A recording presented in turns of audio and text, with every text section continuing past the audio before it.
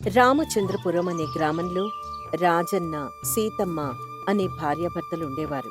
వాళ్ళకి లోకజ్ఞానం లేదు, చదువుకోలేదు. కాయ కష్టం చేసుకుని వాళ్ళ కాళ్ల మీద వాళ్ళు నిలబడి బతుకుతూ ఉంటారు. వాళ్ళ కొడుకు పేరు ప్రశాంత్. కొడుకంటే వాళ్ళకి పంచ ప్రాణాలు. వాళ్లకున్నదంతా ఒకటే ఆశ, కొడుక్కి మంచి చదువు చెప్పించి మంచి జీవితం ఇవ్వాలన్నదే ఆ ఆశ. సీతా, సీతా, ఏమి సమయం అవ్వస్తోంది, వంట అయిందా? ఆ అవుతుందయ్యా, ఎందుకంత కంగారు? కంగారంటావింటి? బాబు బడికి పోయే ఆలైంది, ఇంకా వంట కాకపోతే ఎట్లా?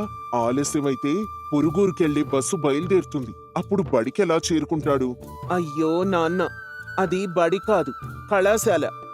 ఏదో ఒకట్లేరా అయ్యా.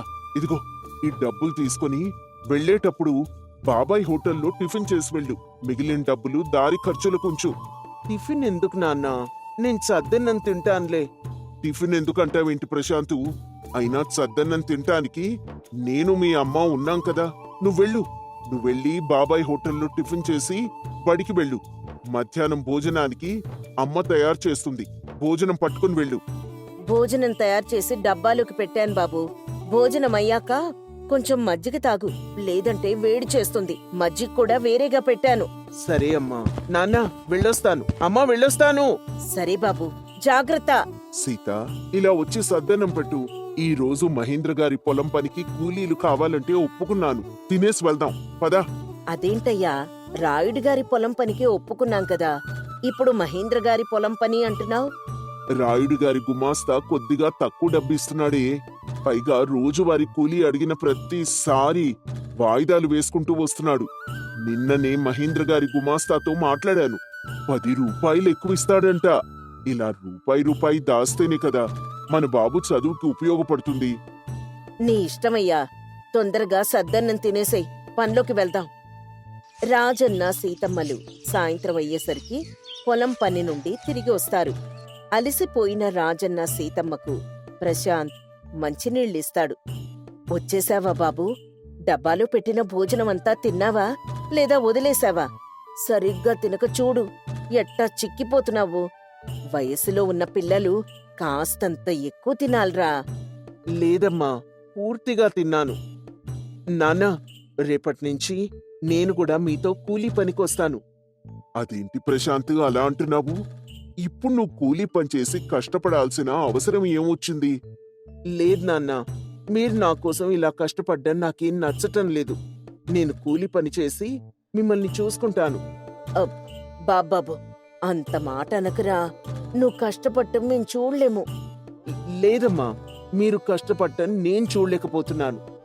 అలా అని చదువు మానేసి మాతో పాటు కూలి పని చేస్తావా ఏంటి? నీమీదేరా మా ఆశలన్నీ.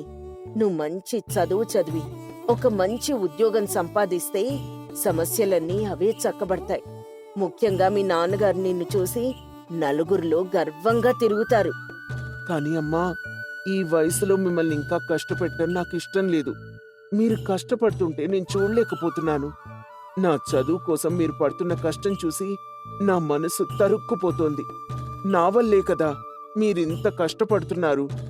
చూడు ప్రశాంత్, ఆ రోజుల్లో మేం చదువుకోకపోవడం వల్లనే ఈ రోజు ఇంత కష్టపడి ఈ కూలి పని చేస్తున్నాం. అందుకే నీకు మాకు పట్టిన దుస్థితి పట్టకూడదని నిన్ను చదువుకోమని చెప్తున్నాం. నువ్వు చదువుకొని ప్రయోజకుడు అయితే మమ్మల్ని చూసుకోవా చెప్పు? అప్పుడు నీకు నచ్చినట్టే ఈ కూలి పని మానేస్తాం. అప్పటి వరకు మనసులో ఏం పెట్టుకోకుండా వెళ్ళి బుద్ధిగా చదువుకో. నాన్న, ఇంతవరకు చదువుకున్న చాలు, నేనింకో చదవను. మన స్తోమత మించింది నాన్న ఈ చదువంతా. తరగతులు పెరుగుతున్న కొద్దీ ఖర్చు పెరుగుతూనే ఉంటుంది గాని తగ్గదు. ఇదే ఆఖరి సంవత్సరం కదా ప్రశాంతు, ఇప్పుడు చాలు అంటే ఎట్టా చెప్పు? ఈ సంవత్సరం ఎలాగోలా ఒడ్డెక్కితే మళ్ళీ సంవత్సరానికల్లా ఒక ఉద్యోగం సంపాదించవచ్చు. ఈ సంవత్సరం ఆఖరి పరీక్షలు రాయటానికి కళాశాల యాజమాన్యం ఒప్పుకోదు నాన్న. కళాశాలకు కట్టాల్సిన బకాయి చాలానే ఉంది. మీరు కష్టపడి అంత డబ్బుని ఎట్టా తెస్తారు? అందుకే ఇక్కడితో చాలు నాన్న ఈ చదువు. ఓస్, అంతేనా? అయినా ఎవరు నా కొడుకుని ఆపేది? బకాయి మొత్తం కట్టేస్తే పోలా? అంత డబ్బుని ఇప్పుడు మీరు ఎక్కడి నుంచి తీసుకొస్తారు నాన్న? అదంతా నీకెందుకు ప్రశాంతు? మనసులో ఏమీ పెట్టుకోకుండా ముందు పరీక్షల మీద శ్రద్ధ పెట్టు. ఆ బకాయి సంగతి నేను చూసుకుంటానులేరా. అది కాదు నాన్న. రేయ్, నువ్వింకేం చెప్పకు. భోజనానికి వేళయింది, తినేసి వెళ్ళి పడుకోపో. అని రాజన్న చెప్పేసరికి ప్రశాంత్ భోజనం చేసి లోపలికి వెళ్ళిపోతాడు. కట్టాల్సిన బకాయి కోసం ఆలోచిస్తూ రాజన్న, సీతమ్మ ఒకరి ముఖాలొకరు చూసుకుంటారు. కాని ప్రశాంత్ ఇంట్లోనే ఉండడంతో ఆ ప్రస్తావనని అక్కడితో ఆపేస్తారు. మరుసటి రోజు ప్రశాంత్ కళాశాలకు వెళ్ళిపోయిన తర్వాత సీతమ్మ, రాజన్నలు ఇలా మాట్లాడుకుంటారు. కళాశాలకు కట్టవలసిన బకాయి ఇప్పుడు ఉన్నట్టుండి ఎక్కడి నుంచి తీసుకొస్తాను సీత? ఏ మార్గం కనిపించటం లేదు. పోనీ మహేంద్ర గారిని అడుగుదామా అంటే మనల్ని నమ్మి అంత మొత్తం ఇవ్వరని అనుమానంగా ఉంది. పోనీ రాయుడు గారిని అడుగుదామా అయ్యా? రోజువారి కూలీ డబ్బులకే తిప్పలు పెట్టిన మనిషి అంత మొత్తం ఎట్టా ఇస్తారు? అయినా అక్కడ పని కూడా మానేశాం కదా, ఏ ముఖం పెట్టుకుని వెళ్ళి అడుగుతానులే. మరేం చేద్దామంటావయ్యా? చేసేదేముంది, మనకు ఉన్నదంతా ఈ ఇల్లొక్కటే. ఈ ఇంటి పత్రాలు పెట్టి డబ్బు అడుగుదాం. సరైన సమయానికి మనం డబ్బు తిరిగి చెల్లించకపోతే ఇంటిని కూడా జప్తు చేసుకుంటారు కదయ్యా. మనం ఇంకా చేసేదేమైనా ఉందా చెప్పు? అంతా బాగుంటే మళ్ళీ డబ్బులిచ్చి విడిపించుకుందాన్లే. ఉన్నట్టుండి అంత డబ్బు ఏ పత్రాలు పెట్టుకోకుండా మనల్ని నమ్మి ఎవరిస్తారు చెప్పు? సరే అయ్యా, నీ ఇష్టం. నీకేది మంచిదనిపిస్తే అదే చెయ్యి. ఇంటి పత్రాలు ఆ పెట్టెలో ఉన్నాయి, తీసుకున్నా. అలాగే గుర్తుపెట్టుకో, ఇంటి పత్రాలు పెట్టి డబ్బు తీసుకుని వస్తున్నామనే విషయం ప్రశాంత్కి అసలు చెప్పమాకు. వాడు మరింత బాధపడతాడు. పత్రాలు పెట్టి డబ్బు తీసుకొచ్చి కట్టావని తెలిస్తే నాకీ చదువు మరొద్దు అని ముండికేసుకొని కూర్చుంటాడు. అలాగేనయ్యా, నేనెందుకు చెప్తాను, ఉండు, పత్రాలు తీసుకొస్తాను. అలా అంటూ సీతమ్మ రాజన్నకు ఇంటి పత్రాలనిస్తుంది. రాజన్న ఆ పత్రాలు పట్టుకుని షావుకార్ దగ్గరికి చేరుకుంటాడు. రాజన్న షావుకార్తో ఇలా అంటాడు. నమస్కారం షావుకార్ గారు. ఏం రాజన్న, ఎలా వచ్చావు? మీతో పని పడింది షావుకార్ గారు. నాతో పని పడంది ఎవరికి చెప్పు? ఆ మాటకొస్తే ఈ ఊర్లో అందరికీ నా అవసరం తప్పకొస్తుంది అని షావుకారంటూ అందరూ తన దగ్గరకొచ్చి డబ్బులు అడుగుతుంటారని గర్వంతో మాట్లాడుతూ ఉంటాడు. అవునయ్యా, మీరు చెప్పింది నిజమే. ఇప్పుడు నేను కూడా అందుకోసమే వచ్చాను. నాకు కాస్త డబ్బులు కావాలయ్యా. నాకు అవసరం వచ్చి పడింది. అదే సరే రాజన్న, నీకు తెలుసుగా ఏ హామీ లేకుండా నేను డబ్బు ఇవ్వను అని. అందుకేనయ్యా మా ఇంటి పత్రాలు తీసుకుని వచ్చాను. ఇవి హామీగా పెట్టుకుని డబ్బు కాస్త ఇవ్వండయ్యా. అది సరేనయ్యా, మరి నా షరతులేంటో నీకు తెలిసే ఉంటాయిగా. నా దగ్గర వడ్డీ అందరితో పోలిస్తే కాస్త ఎక్కువగానే ఉంటుంది. అలానే నువ్వు చెప్పిన గడువులోపు డబ్బు తిరిగి ఇవ్వకపోతే నేను నీ ఇంటిని సొంతం చేసుకునే హక్కు నాకుంటుంది.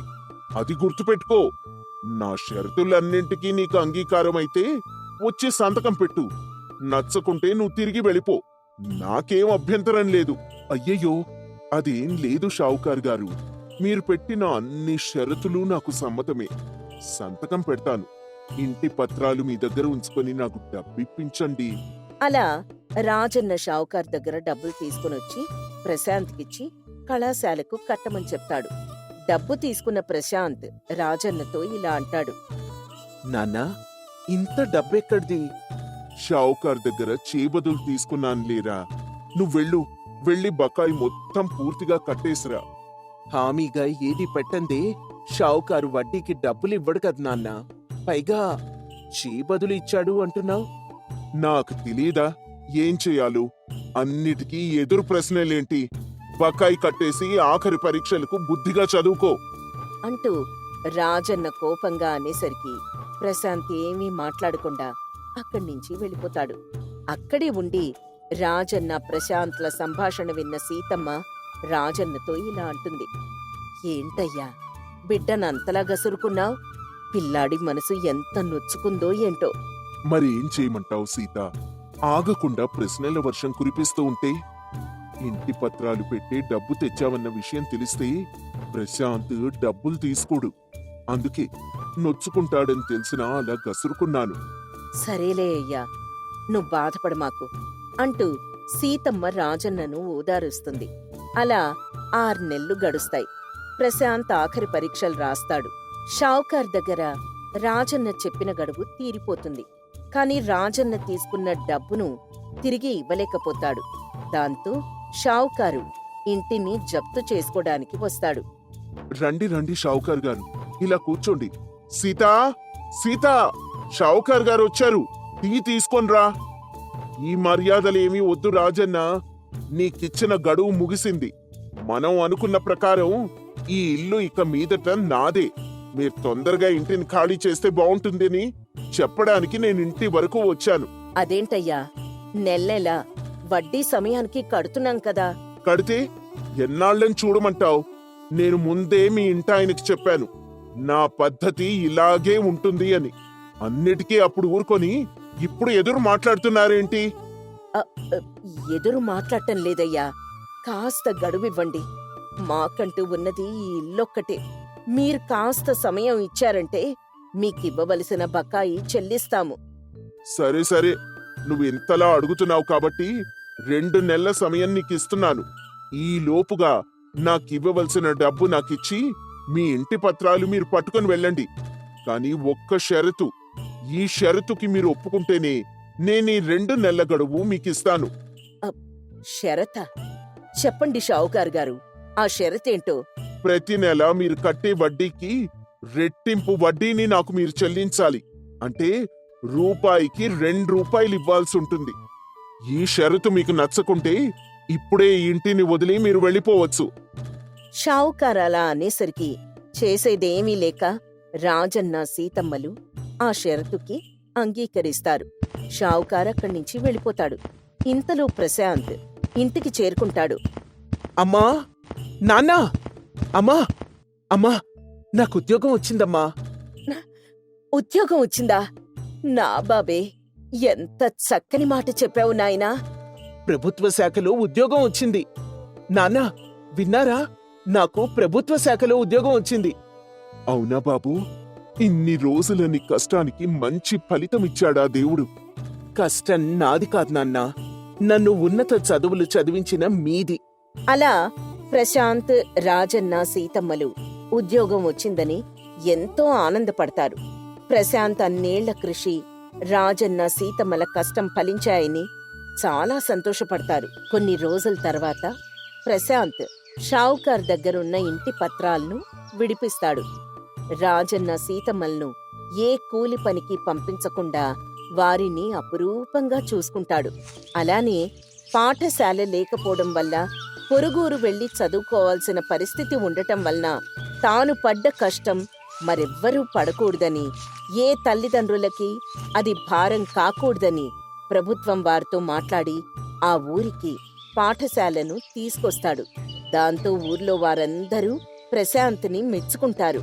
సీతమ్మ, రాజన్నలు చాలా ఆనందపడతారు.